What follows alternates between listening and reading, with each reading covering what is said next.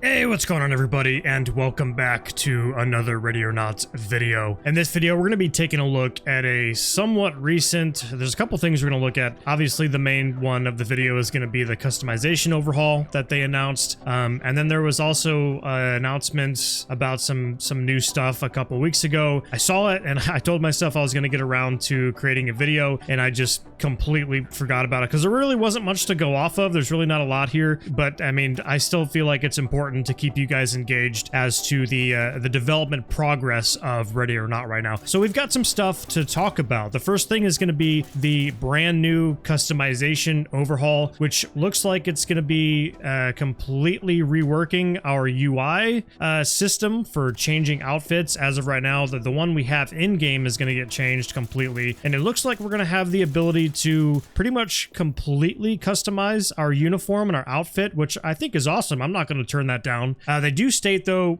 that some of the items that I'm going to showcase and the items that they've showcased for me to show you guys, this could very well change, or it's not permanent, I guess is what I'm trying to say, and it could change by the time the game fully releases. I think what they're just trying to do is give us something to, you know, preview and say, hey, you're going to have the option to change your outfit completely in the future, which I don't think is a bad thing. I think that's pretty cool. If you take a look here, we do have some different gloves, which is the first thing they point out to us is some glove customization. Now, the first thing I think of here is obviously you can tell that there's a little bit of differences in the texture, the colors, or whatever you want to call it. So you'll have some different options. However, I'll be honest, I really hope that they still let us keep like the all black gloves, because I think that really fits the SWAT aesthetic, or dark blue, whatever we're allowed to do, I guess. I know dark, or like a black color and like a dark blue is kind of the SWAT aesthetic for city police or LAPD, or maybe they just do all black now. I'm not sure. I thought maybe it was dark blue, but it might just be all black. But either way, I hope they still have an option to do all black. And then next they kind of show off the new, I guess, footwear that we will have. And I don't know if this is hinting at the ability to choose different footwear. I'm assuming maybe we can change the textures, the color on it, but I don't know if we're going to have a bunch of different footwear,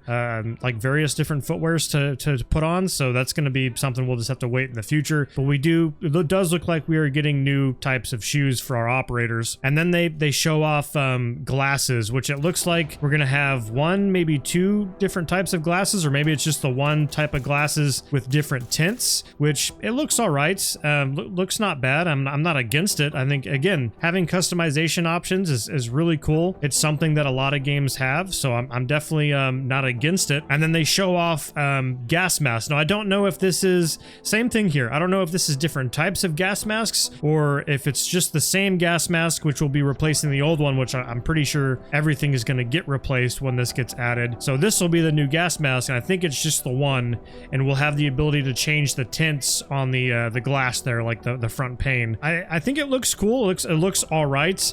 I don't know if this is super necessary, but I guess your guy will look like a badass, which is cool. I think I would probably still opt in for the black visor or glass, whatever you want to call it, just because it sticks to that realistic aesthetic. But I'm not gonna, turn it down. I think having customization options is awesome. Now, I do have some worries and some concerns with them bringing us this new overhaul for the customization system. As of right now, a lot of us use modifications that'll completely change uniforms, and I'm very concerned about what's going to happen with them. I don't know if modders are going to have to go back and change the way they do customization for the uniforms, but I am especially worried because I know I like using certain uniforms depending on like what type of operation I'm doing with my team, or there's a little bit of roleplay involved too, like if you're playing with like a Milsim group. So sometimes I'll use like the Shadow Company skin, other times I'll use like the SWAT Overhaul skin or the LAPD skin. So it just depends on what I'm feeling, and I also like the ability to just swap back and forth between different uniforms, uniform mods, for a video or something. So I'm definitely really curious as to how that's going to change modding. So hopefully it's not, going to completely ruin our ability to use some of these skins, but I have a feeling that's probably what's going to happen. Now that's everything to go off of with the customization overhaul. And again, there's really not a lot here. We got some gloves, some footwear, glasses, gas masks, you know, and it sounds like all this is going to be replacing what we currently have, so we don't really have the option to go back to the old stuff, which again worries me because I want to be able to use all black gloves, so we'll just have to see. Now, addressing the previous development update before this one that I completely bypassed, and there's not a lot to go off of here either, but Void Interactive showcased what looks to be a new enemy types. We got two different new enemy types here. We've got a security group, security guard type individuals who are specifically armed with non-lethal equipment, and they make it sound like it's nothing but non-lethal equipment, so it doesn't look like they're going to have any type of firearms, which is kind of curious. Like, I'm curious to see how this is going to work in the gameplay, but they're called the Debenko guards, if I'm saying that correctly, so they will most likely be on a new map that we will receive. It's interesting. It definitely doesn't, you know, it's kind of weird. I don't know how often we'd have SWAT teams showing up having to, you know, combat security guards because they're non-compliant. I mean, maybe very rarely that would happen. I know if I was a security guard and I saw a whole SWAT team coming at me with M4s, I'd be pretty compliant, but again, it could be something very similar to the server map that we have now with the whole child pornography narrative. Maybe the Debenko security guards are working, you know, with a shady group, and you know they're anti-police. They're getting paid to combat the police, which is a possibility. And then they show off a little bit another new map type, enemy type for a new map.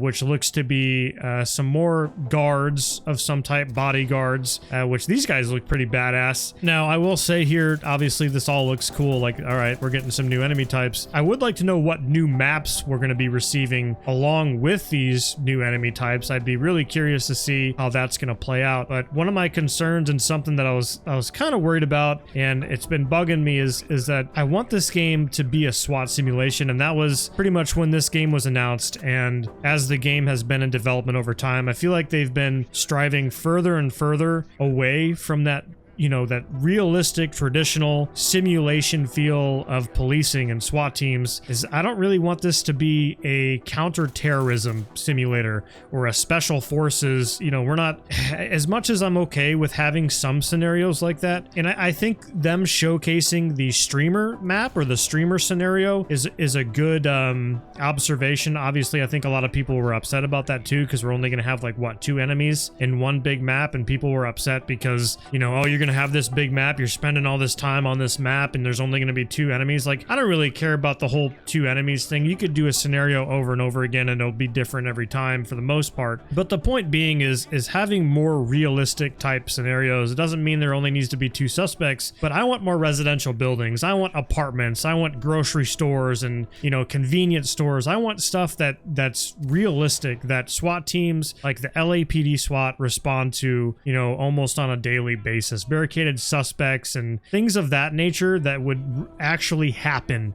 in real life. That's what I want to see. I don't want half of my maps to be counterterrorism. If we want that type of gameplay, let us create it ourselves. Let us go and grab a mod, or even give us the ability to have like a configuration or settings before we start the map that allow us to, you know, up the suspect count, or maybe do like a terrorist hunt game mode. Give us the options to maybe play around a little bit with that, or just let us use mods and create the game and make it this realistic simulation. Because I know I'm not the only one that feels this way, but I don't want half of my maps to be centered around this, you know, super unrealistic terrorist hunt feel where there's like 10 plus suspects inside with machine guns. Not every scenario is going to be that. Very, very rare scenarios are going to be similar to that. Either way, hopefully I wasn't rambling on too much there, but I am very passionate about Ready or Not, and I don't want to see them going in the wrong direction. Now, finally, to kind of close things off with this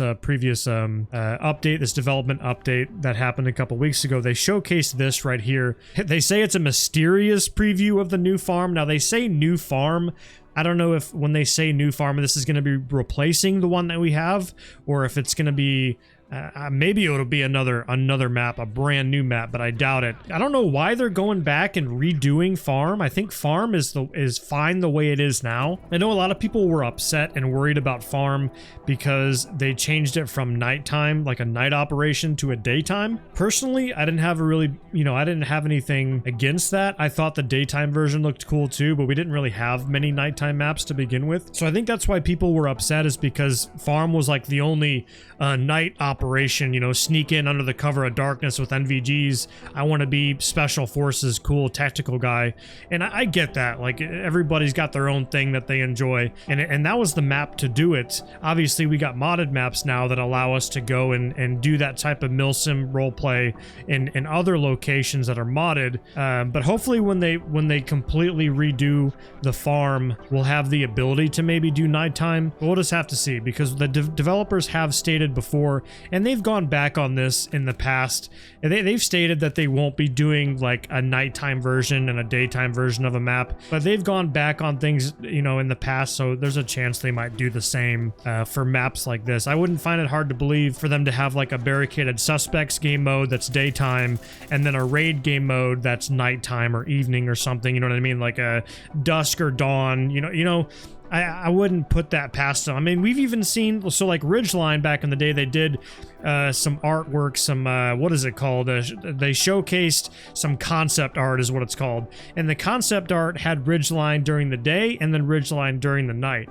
So I automatically thought we're going to have two different versions to play through, a barricaded and a raid or something like that, or a hostage rescue. So they might do that in the future. We just never know. We'll just have to wait and see. Either way, that's pretty much everything to go off of there. You know, I did want to kind of talk a little bit about addressing the developers aren't focusing on the right things. They're focusing on the wrong things. And I've got mixed feelings with this, because obviously if you look at this from the perspective of a content creator versus the perspective of a player, I mean, that's kind of what I did when I first saw these development updates. I was like, okay, this is cool. They're doing some cosmetics and they're showcasing some new bad guys and just they're showcasing concept art. And I'm kind of just like, blah, like this isn't, you know, I want some real news, right? And I think a lot of people have that same mindset. Looking at it from a content creator perspective, I'm like, oh, I've got an opportunity to kind of showcase some things.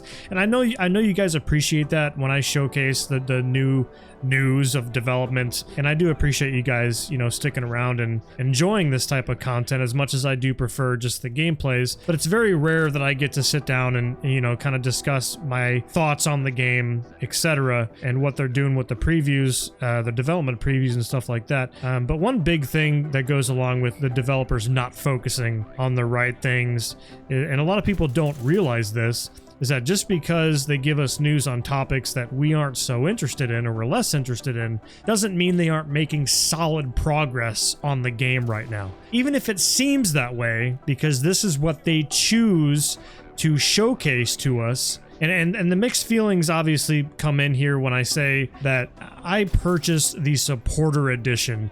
I'm a Supporter Edition owner, and there's a lot of other Supporter Edition owners out there. And it does make me a little bit disappointed knowing that they're focused more on getting this game ready for the release of 1.0 and choosing to pause updates until the release of 1.0. I spent over $100 on the Supporter Edition of this game, and there's a good chance that we won't see any additional updates until 1.0, which 1.0 could be until the end of the year or even past the end of the year. They've told us that they don't know how long it's going to take for them to have this game ready to go, but I kind of feel like in a perspective, we are kind of getting screwed. The Supporter Edition owners are getting screwed because we were promised in a way that we were going to be getting first dibs on updates, and I would love to see more updates. I'd be happy if they decided to go that route, but at the same time, and this does kind of tie in with everything, is I do respect their decision to decide to pause all updates until 1.0. You can obviously say as well, you know, it does make me incredibly worried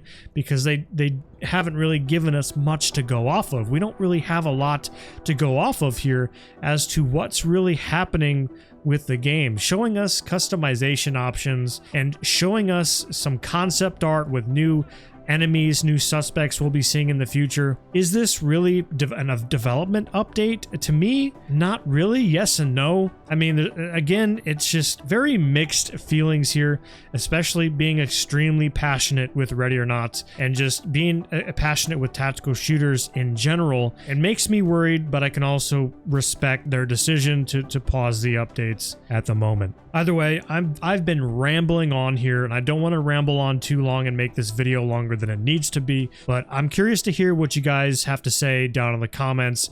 Let me know what you guys think about these update previews. Again, let's try to avoid any negative topics about how they're wasting their time. It's, you know, it's crazy to me how people have this mindset. Have a little bit of respect for the developers. In due time, we will get something big, and I'm excited for it, and you guys should be excited for it as well. Either way, let me know what you guys think. Thank you guys so much for sticking to the end of the video, and we'll see you in the next one.